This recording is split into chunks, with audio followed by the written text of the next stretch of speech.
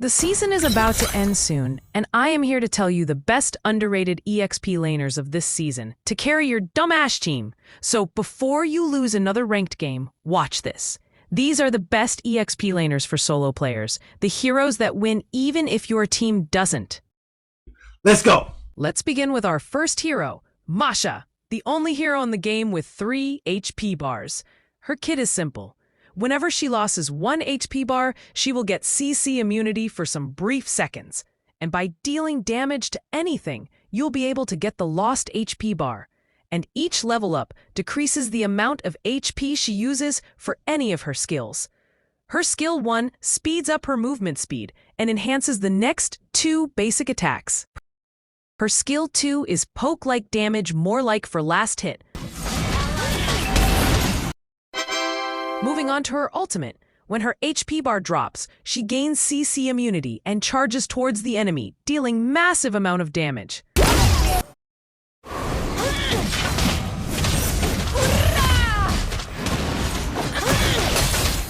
Now, for her best combo and battle spell, if the enemy is far, use your ultimate, then skill 1, followed by the 2 enhanced basic attacks from skill 1.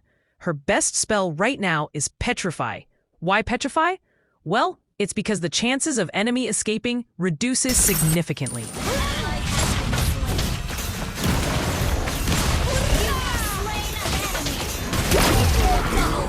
Now let's get to our second hero, who is none other than the tank bully, Cece. The reason why she's such a lane bully because of her skill 1. It deals damage based on the opponent's HP, and the tankier the enemy, the more damage you deal. Her passive gives her good enough spell vamp. That's good if you can take advantage of it. So let's begin with her passive. It generates 10 stacks, increasing her movement speed by 7.5% and 7.5% of spell vamp at max stacks. Her skill 1 deals damage based on enemies' HP and deals 20% more damage to minions. At level 1, it deals opponents 3% HP damage, and by level 6, it deals 4.5% of HP percentage damage. Her skill 2 is mobility. If you jump on wall or enemy, you'll jump again in the joystick's direction. Now her ult, which is another nightmare for enemies who rely on mobility quite a lot.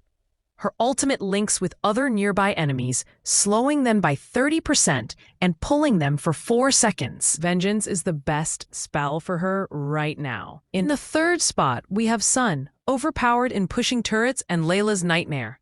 The best thing about this hero is that you only need one clean path. You just push, and even if your team is feeding, you'll somehow still be able to win. So without any further ado, let's see what Sun brings to the table. His passive is that whenever his clones hit enemies, their physical defense will reduce by 5%, and this stacks up to 6 times. So a total of 30% of physical defense can be shred by his clones alone. And what's more interesting is that the clones will recover 75s plus 25% of clones' attack. Let's say your attack equals 100.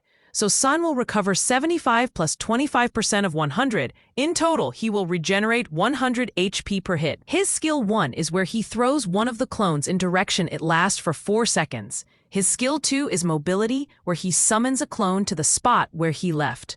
Skill 3 is where he charges at enemy and slows them by 20%. This counts as basic attack, but it won't crit. And last, his ult. His ult gives him 1 clone, same like skill 1 and skill 2. That's why to use him at his max potential, which is tower pushing, using the combo of 3, then 2 is considered the best. Now his best combos and battle spell. In a 1v1, use skill 1 to shred some of the enemy's physical defense, and then skill 2 and skill 3 and basic attacks. In a team fight, use ult followed by skill 2, then skill 3. The best spells are Petrify, Inspire if enemy have less mobility heroes, and if jungle retry.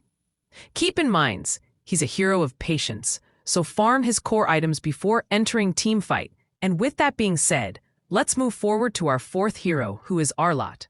Even though he has been nerfed in this patch, he's still reliable choice if you master him.